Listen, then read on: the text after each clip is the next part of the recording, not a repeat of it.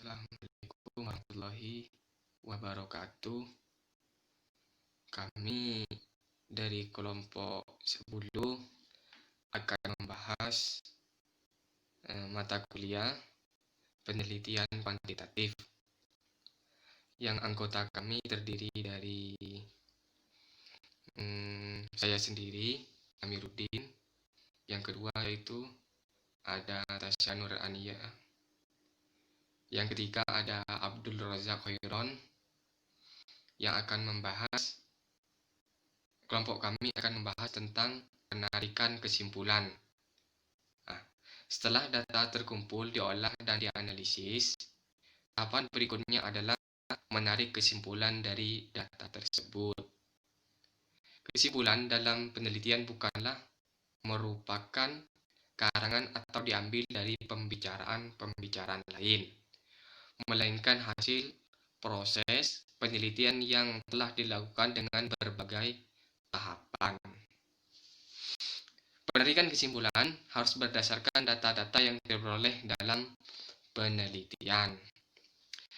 Hal-hal yang perlu diperhatikan dalam menarik kesimpulan adalah sebagai berikut, yaitu ada pembatasan masalah, yang kedua yaitu ada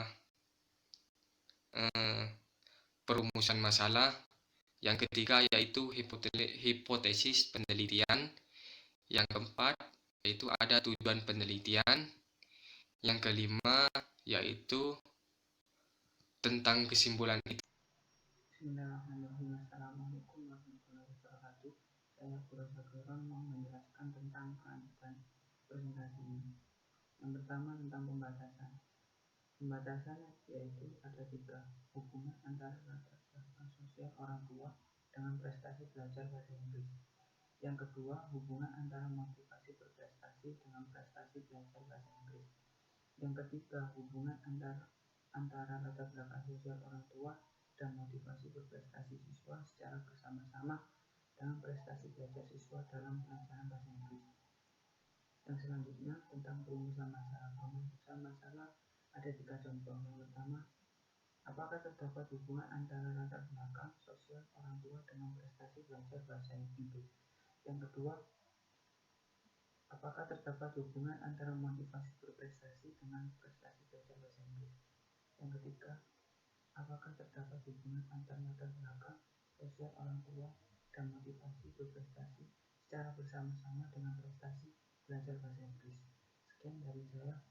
Yang selanjutnya akan dipresentasikan oleh rekan saya.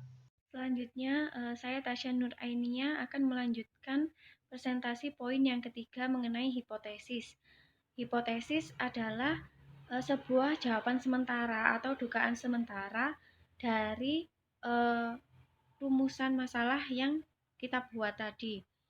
Hipotesis yang pertama yakni ada hubungan antara latar belakang sosial orang tua dengan prestasi belajar bahasa Inggris. Nah, dapat kita tuliskan seperti itu. Dan dugaan sementara yang kedua adalah ada hubungan antara motivasi berprestasi siswa dengan prestasi belajar bahasa Inggris.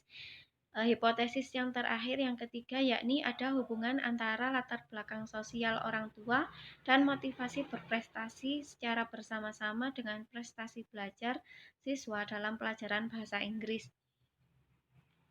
Selanjutnya mengenai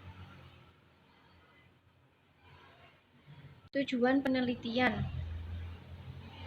Tujuan penelitian yang poin pertama yakni sejauh mana hubungan antara latar belakang sosial orang tua dengan prestasi belajar bahasa Inggris.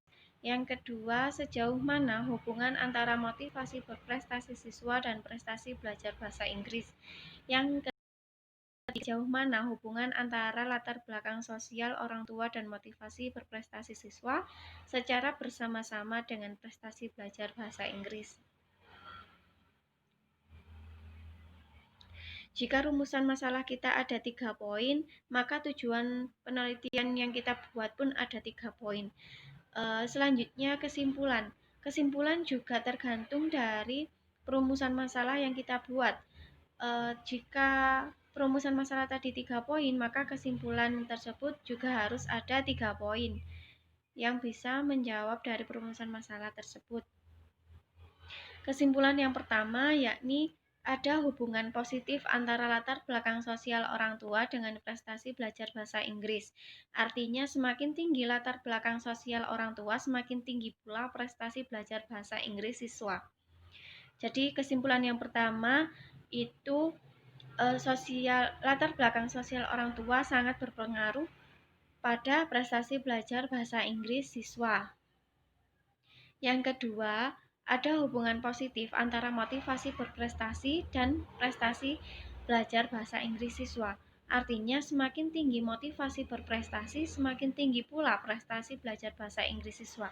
Sebaliknya, jika motivasi berprestasi tersebut rendah, maka semakin rendah pula prestasi belajar bahasa Inggris siswanya. Jadi yang kedua ini ada hubungan antara motivasi dengan prestasi belajar bahasa Inggris siswa. Dan yang ketiga, dapat kita simpulkan bahwa kedua-duanya antara latar belakang sosial orang tua dengan motivasi berprestasi yang diberikan kepada siswa tersebut dapat mempengaruhi prestasi belajar bahasa Inggris. Jadi, semakin tinggi latar belakang sosial orang tua dan semakin tinggi pula motivasi berprestasi yang diberikan kepada siswa, semakin tinggi pula prestasi belajar bahasa Inggris yang siswa peroleh. Seperti itu. Selanjutnya sesi tanya jawab. Jika ada yang perlu ditanyakan, belum dimengerti, silakan bertanya. Wassalamualaikum warahmatullahi wabarakatuh.